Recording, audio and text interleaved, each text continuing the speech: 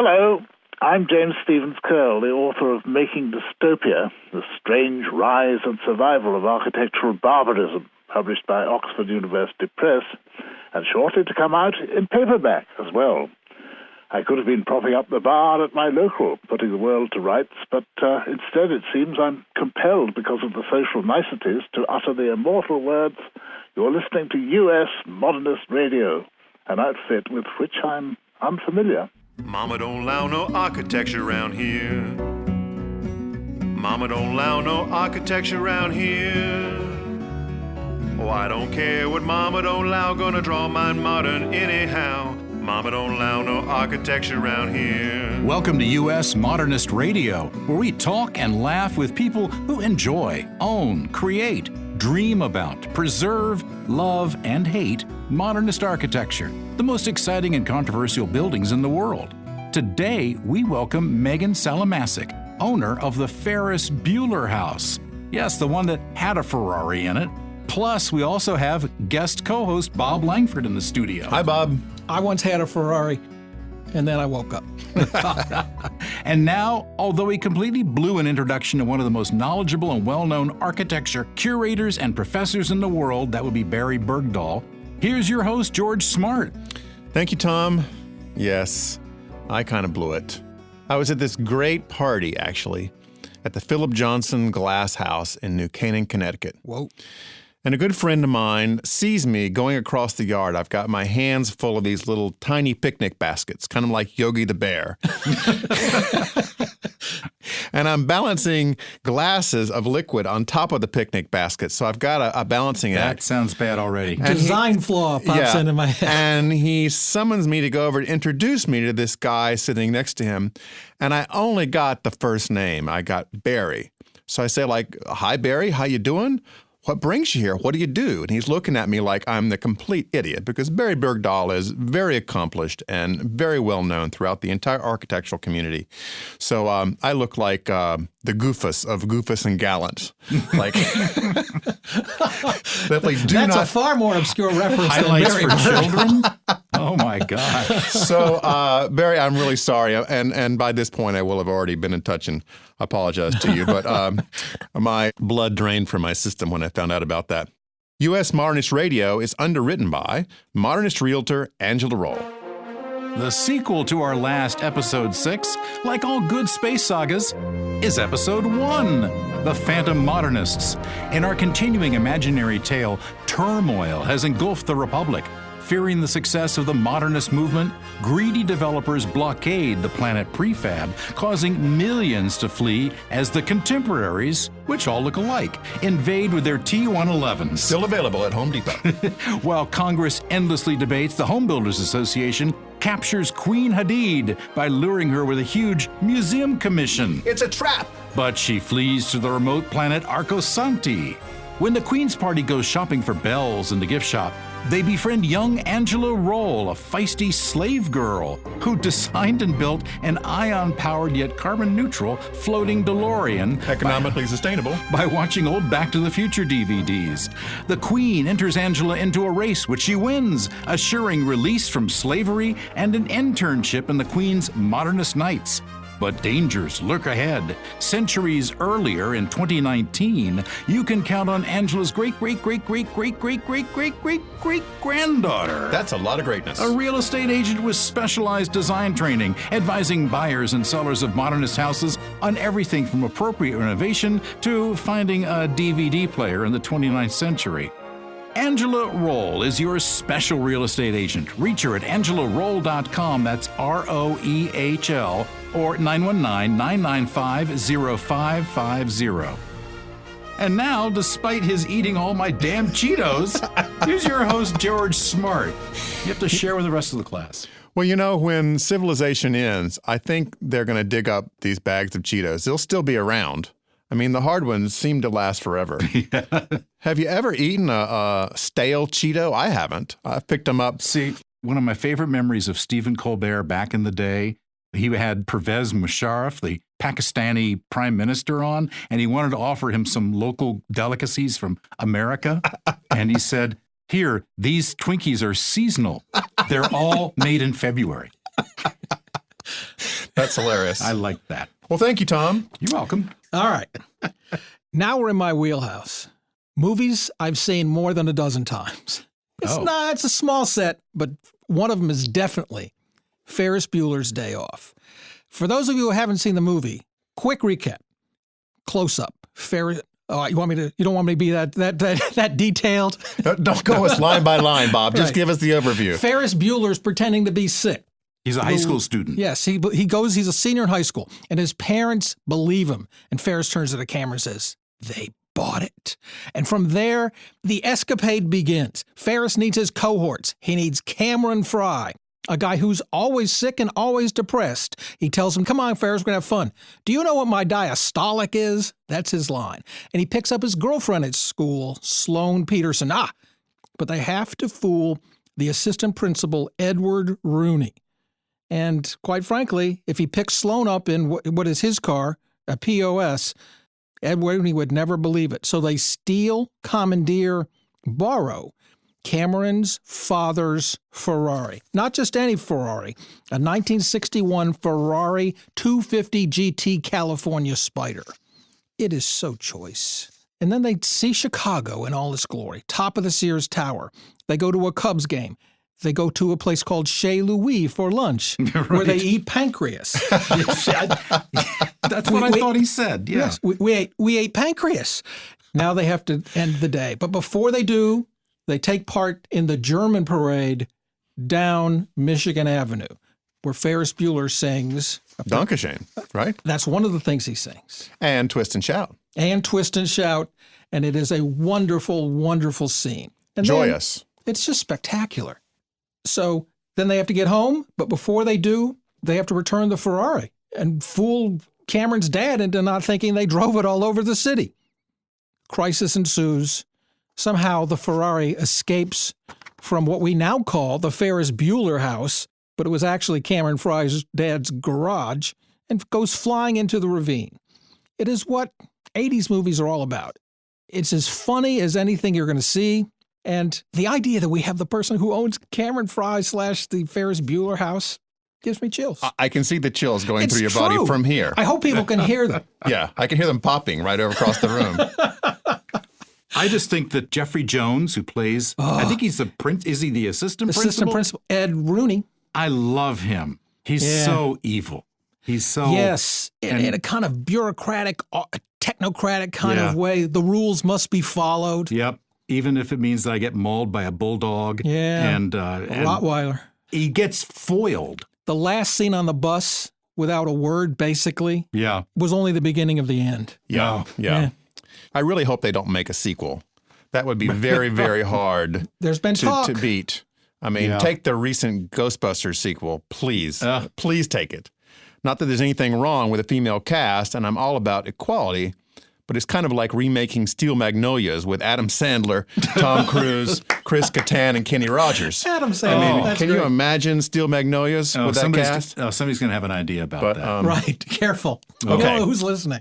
Well, let's get our special guest on. Meghann Salamasick is an attorney in commercial litigation and corporate transactions, specifically in the area of commercial banking. So that means she has to watch after things so we don't have another mortgage crisis. Thank you, Meghann. Good luck. Yep. Meghann and her husband, Chris, are the owners of the famous Modernist Highland Park, Illinois house that was in Ferris Bueller's Day Off. Welcome to the show, Meghann. Thank you. How you doing so far? Oh, I'm good. Are you still with us? I'm still here. Okay, buckle up, because we have a special little treat for you. We've been working on here in the studio, rehearsing, where rehearsing is in quotes. Here we go. Dankeschön, darling, Dankeschön. Thank you for all that joy and pain. Picture shows, second balcony was the place we'd meet. Second seat, go Dutch Street. You were sweet. You were sweet. Dankeschön. Dankeschön. Darling, Dankeschön. Okay, that's enough. Yeah, okay. All right. Hi, Meghann. Are you still with us? So thanks for putting up with all our pre-show fanboy inertia. When did you first see the movie? Oh, I can't. I mean, I grew up around Chicago, so probably when I was between 5 and 8 years old would be my guess. I have 2 older brothers, too. So I'm sure that it played in our house, but I can't remember. It's just one of those movies that you've grown up watching, right? Right, sure. It's kind of like a produced by the Chicago Tourist Board, practically. Exactly. It really is like all the highlights. Exactly. They must have loved it. I mean, the whole state must have just been thrilled about this. Yeah, absolutely. Did you have a connection to modern architecture as a young person, or did this come to you later in life? No, it came to us later in life, and it was honestly somewhat of a fortuitous occurrence that we came to buy the house. We had looked, when we were looking for a home for something mid-century. There is not much of that on the North Shore of Chicago. It may not surprise anyone. And so we kind of settled, and instead of buying mid-century, we bought a 1924 Tudor Revival and reached the point of, okay, are we going to pull the trigger on renovating this, or should we look into something different or more in line with what we wanted that didn't require as much renovation, which was hilarious given the amount of renovation we've done. And so one Saturday morning, my husband was looking at real estate listings and said, well, what about the Ferris Bueller house? And we went to look at it, and at that point, it had been on the market for almost 5 years. Wow. Yeah, ironically, it was on the market when we bought the first house and then was still there when we swung back around a few years later. So we went to see it and fell in love with it. It was absolutely beautiful, despite its disrepair. And why was it on the market for so long? I think a few things. The house, when you walked into it when we bought it, it had not been touched since 1953 when it was constructed. So it had original windows, original kitchen, including one of the first Thermador double ovens and electric cooktops ever made. Wow. It had steel cabinetry with leftover World War II steel. That's what the beams were as well. And it just felt very, it's beautiful. You walk in and you're taken away by the views of the ravine and the forest, but you can tell that, it will need some imagination, it will need some work. And I think, frankly, they had priced it too high for the square footage and for the amount of work that it would need. And so, fortunately, we were lucky that we were able to buy it and then start a massive renovation and rehabilitation on it. And as Bob told me earlier, you got a real deal. It was originally priced at $2.3 million, and you picked it up for less than half of that. Right, a cool mill. Yeah, exactly. Nothing, really. Yeah. It's hard to buy any kind of house in suburban Chicago for, that's... Yeah, well, and, it's on a beautiful acre parcel of land, and it's a wonderful piece of property now that I think we've done the work on it that will hopefully make it last another 100 years. But moving into it at first was rough, to say the least. Meghann, was there any sense of how careful you had to be with the restoration? Simply because, it is of its time. It's all part of that package. And it's also the Ferris Bueller house. So yeah, and, we're familiar with rehabilitation standards. We hired architects who were familiar with those, were sensitive to them on our prior house, and sort of rolled them through into this house to work on this current one. And we went into it knowing that what we would be doing was not normal, simple. Almost nothing that went into that house came from Home Depot or Lowe's, to say the least. Yeah. And we knew that we would have to be sensitive to it. And we really went into it with the goal to rehabilitate the property and put it to a condition where it was beautiful again and not just serviceable, which took some work. The original owners, and they were the only owners, had at one point put a wood frame garage in front of the house that blocked the house, half of the house's facade. So one of our primary objectives was to remove that, to open up the full front of the house so that you got sort of the grandeur of the cypress panel, full panel front of the house. There was only one owner before you? Yeah, it's interesting. The prior owner was Ben Rose, who was a textile designer in Chicago. He was very well known. So he designed fabrics, textiles, curtains, drapery all over Chicago. If you look him up, you will see his patterns everywhere.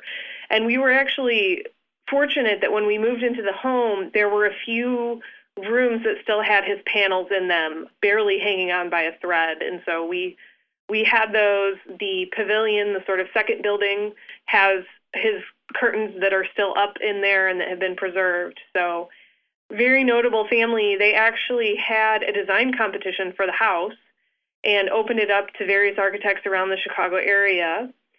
And James Spire was the winning design. So we went to the Art Institute of Chicago, where he was a curator, and they actually have a file on the property that has his original design, which looks almost nothing like what it is now and what was eventually constructed. But it's fascinating to own a house that has, that much history, that you can see that much of it. So James Spire, who was he? He was a student of Mies van der Rohe.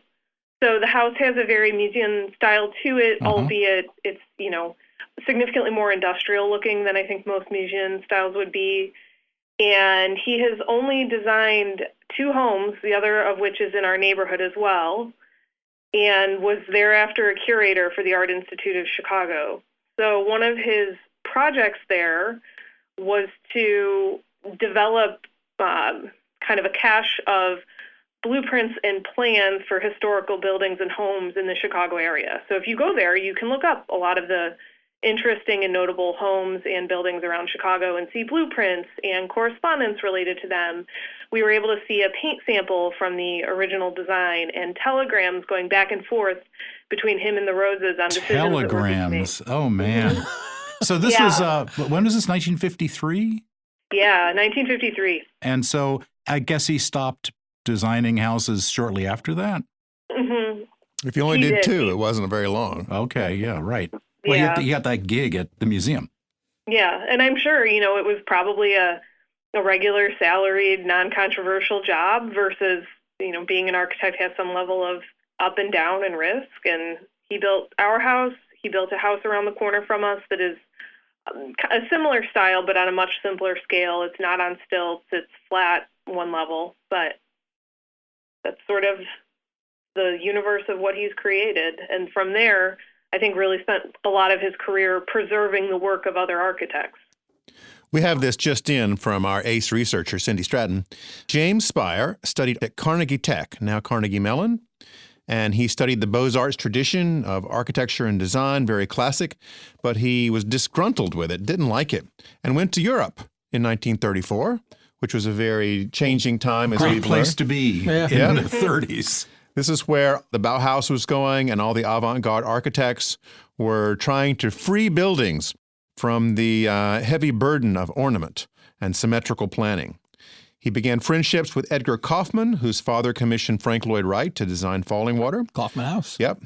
And he also got into a great crowd, including Alfred Barr, John McAndrew of the Museum of Modern Art, and Walter Gropius, who would eventually come to Harvard and lead the Harvard Graduate School of Design into fame. So he was in some good company. Absolutely. Meghann, tell me, on one of your visits to the Art Institute of Chicago, you stood in front of the painting that Cameron stood in front of Sunday afternoon on the island of La Grande Château and just peered into that little girl's face. Tell me that, please.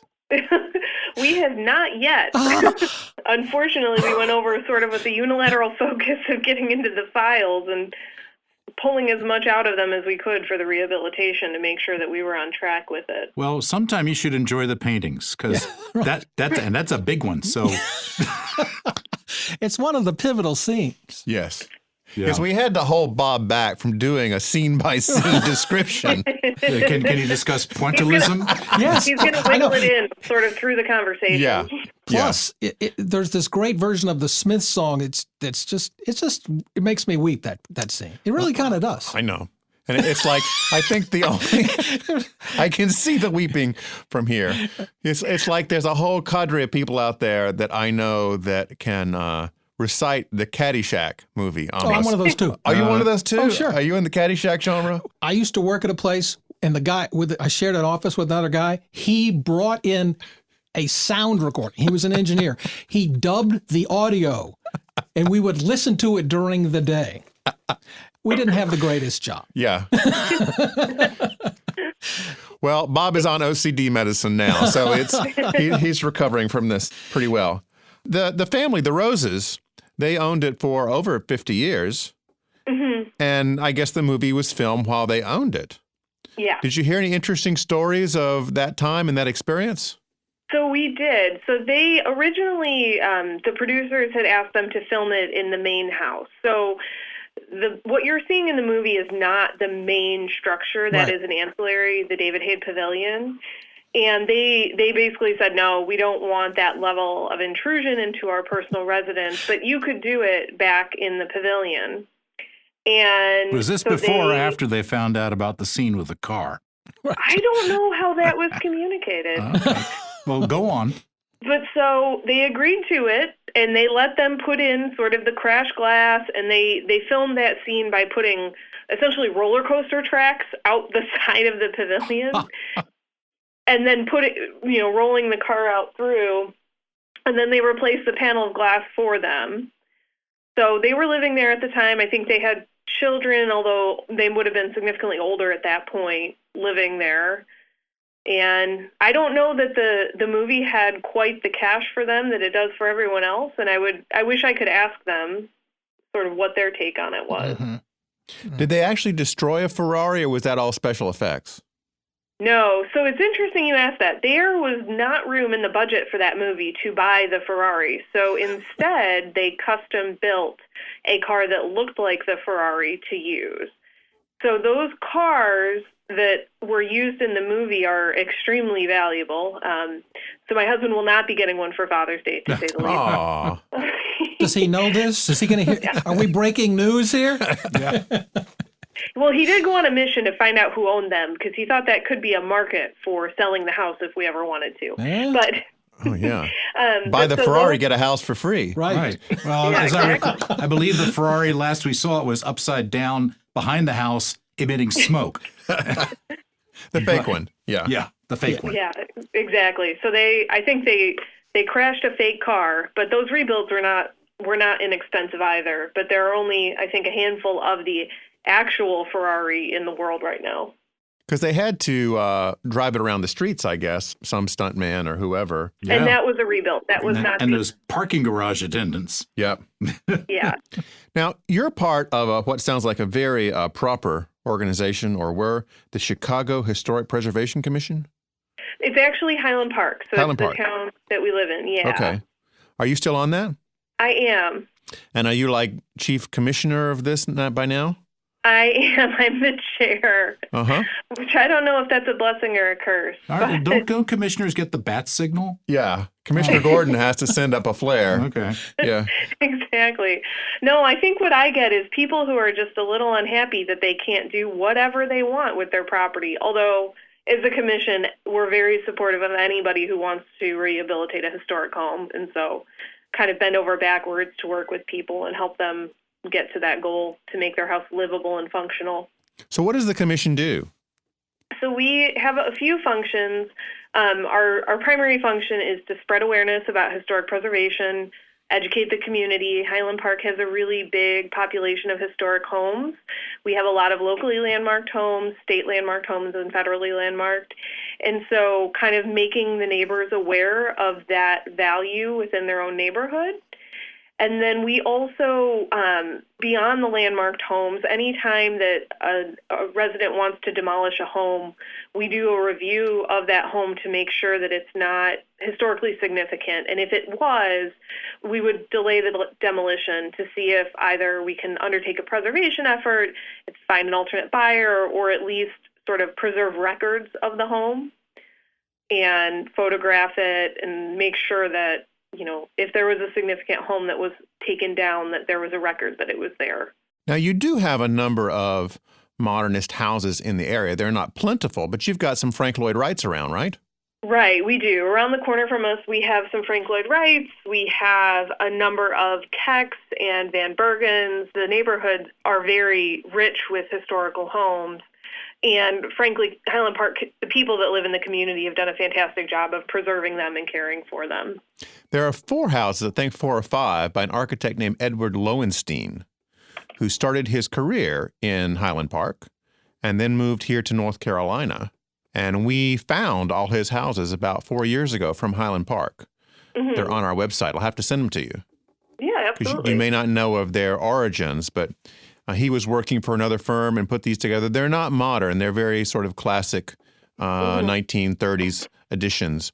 But he came down here and became the architect laureate in Greensboro of some fantastic moderns, probably 35 of them in the Greensboro area. Do we have an architect laureate position?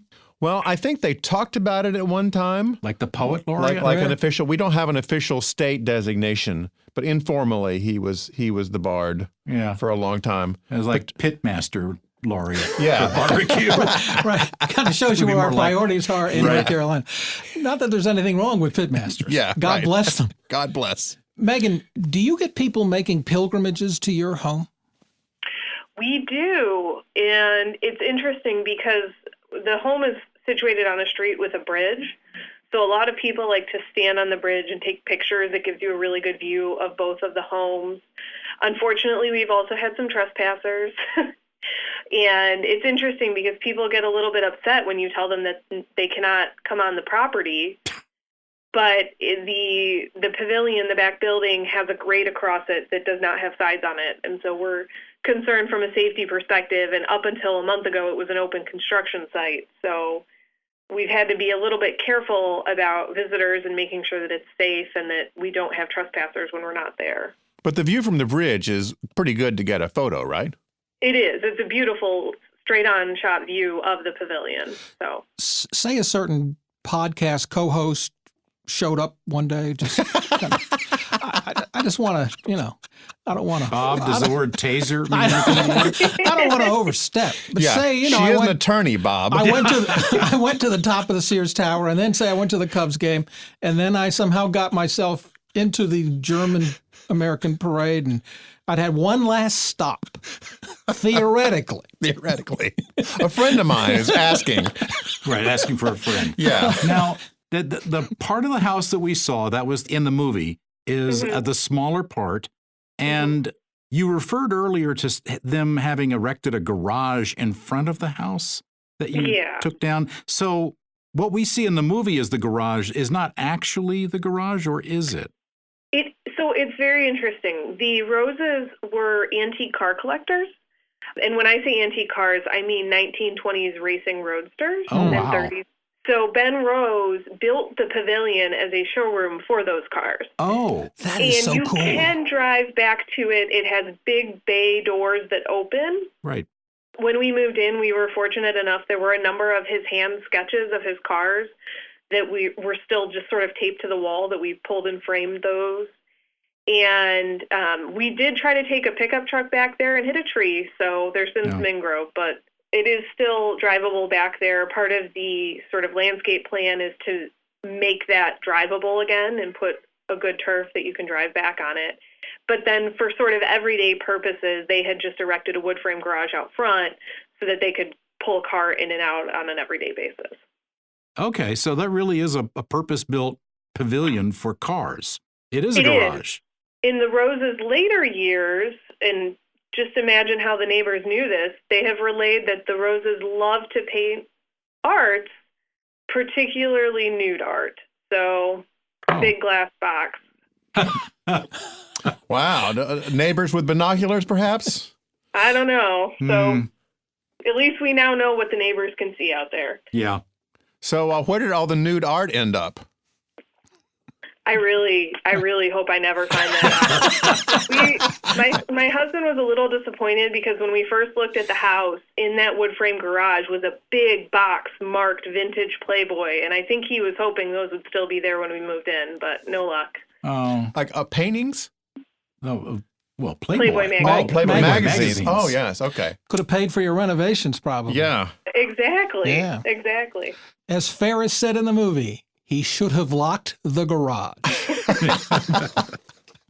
Thank you, Bob. So how long have you had the house? Since June of 2014. Not very long.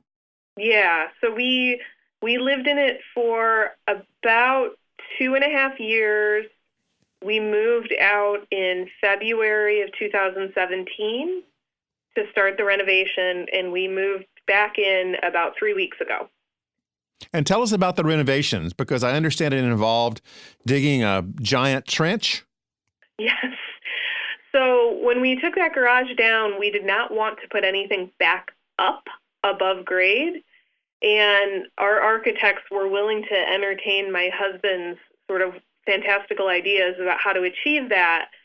So what we did was put the house onto metal and wood cribbing, dig a basement underneath it, Oh, man. and in front of it put in a 3,000 square foot underground garage. Oh, like a bat baby. cave. Yeah. The ultimate man cave. The ultimate man cave. So now you have nothing above grade other than sort of the two glass buildings, the house and the pavilion.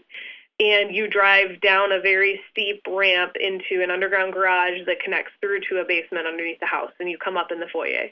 Cool. How many Yeah. square feet is this? So the house is 3,000 square feet. The underground portion of it is 3,000 square feet. So it's approximately the same size as the house. How many cars can you get in this man cave? I believe 6. So 6. the reason it was that size was because we wanted to be able to safely turn around in the garage and drive back up the ramp. That's a good point. Yeah. Especially in the winter. And so it has a heated driveway so that snow and ice won't accumulate. And it's large enough that we can safely do sort of a 3-point turn in it to pull a car up. It really is kind of a stately Wayne Manor and just a modern design. I mean, if you've got all those features. Mm-hmm. I would imagine you needed that car turntable in the middle of this that you drive it on and it turns the car around like Batman had. Or like what they do with the cable cars in San Francisco. Yeah. Yeah. Well, and actually I was pushing hard for a car elevator because I think it might have been less expensive than a huge underground pit. Yeah. But I was told once you're digging a hole, just keep digging. So, okay. Okay. No, I think the phrase is quit digging. Have you heard rumors about a Ferris Bueller remake? I have not, but I sure hope they don't do that. Yeah, me too. I mean, it was such a classic. It's a perfect movie in its own right. It doesn't need more. Say there were a remake and they knocked on your door and said, we have to use your house. It just makes sense. But this time, Matthew Broderick rolls out in his wheelchair and falls out the window. That's a way to go. Would you be agreeable or semi-agreeable or? I think we would be agreeable. I mean, it's pop culture history. I think we would want some, script reading ability to make sure that it's actually a worthwhile remake, though. Yeah, you don't want some piece of schlock. That's Exactly. That's good. And I must say that when I first heard that this was the Ferris Bueller house, I thought about Ferris's house in the movie, which is pretty ugly. Very conventional house, yeah. This is really his buddy Cameron's house, and but much more memorable. And now, Bob, would you like to give the speech? Meghann, do you ever go out into the pavilion and redo the Cameron speech at the end where he says, I will not sit on my ass while the events of my life unfold before me, and then you kick a car out the window? Well, we don't have an abundance of cars or windows right now, so that is a limiting factor. But if you did, Yeah. it would But be if fun. I did, Right. I think that speech probably would help in the last few months of the project. Delays happen and no one seems that motivated. That boy. would probably help. Yeah, but it's done now, right? It is not. So we are probably about 90% of the way done. And they are, when you do a rehabilitation of this sort, just things continually pop up. So they're working through a rather extensive punch list at this point, much to my cat's dismay, as they have to be locked in one of the basement rooms. Oh no. Yeah. Can you not lock them in the 3,000 square foot subterranean pit? No, but we tried to do that to my dog this morning, and he almost took the door out. So Ooh. we won't do that again. So when do you expect it'll be finished up?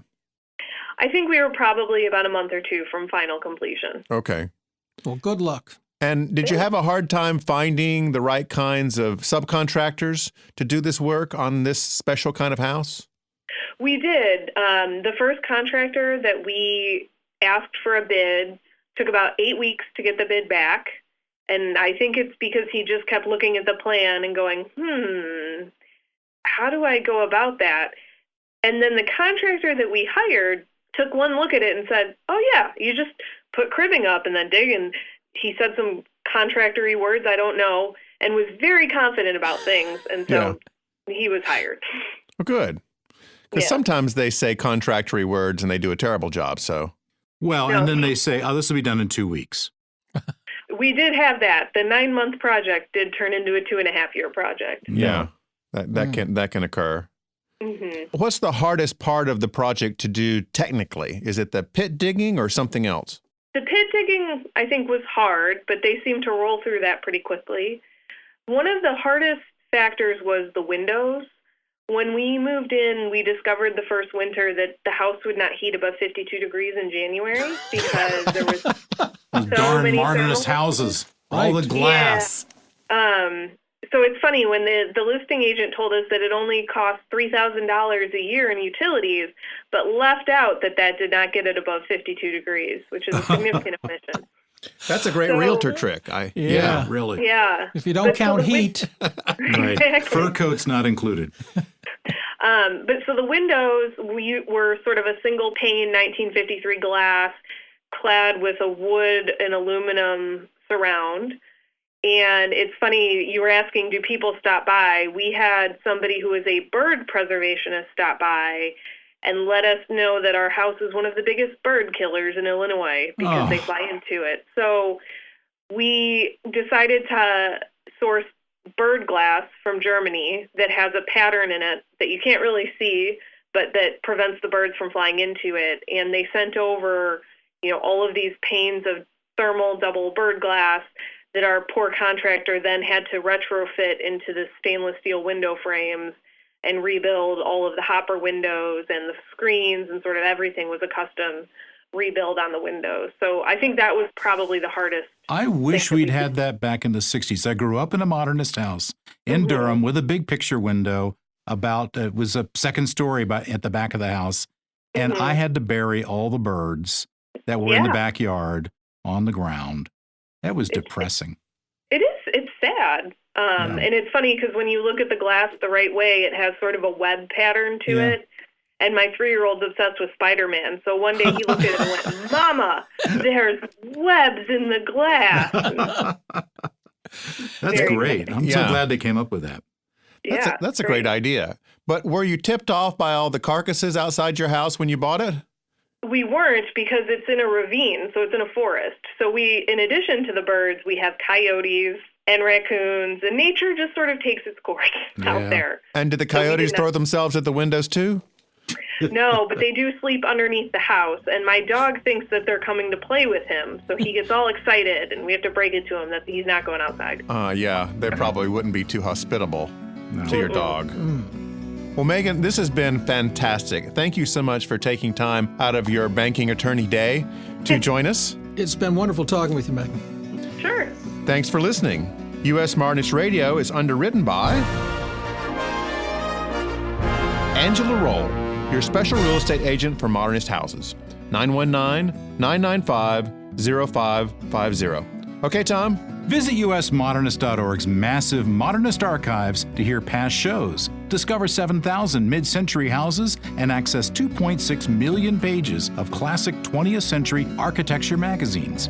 U.S. Modernist Radio is produced by Soundtracks Recording Studios in Raleigh, North Carolina.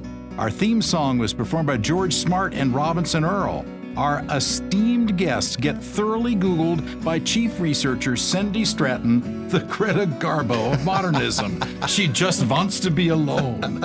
U.S. Modernist Radio is a production of Modernist Archive, a nonprofit educational archive for the documentation, preservation, and promotion of modernist residential design. I'm Tom Guild. We'll be back soon with another hooky-playing, Ferrari-driving, sing-along edition of U.S. Modernist Radio.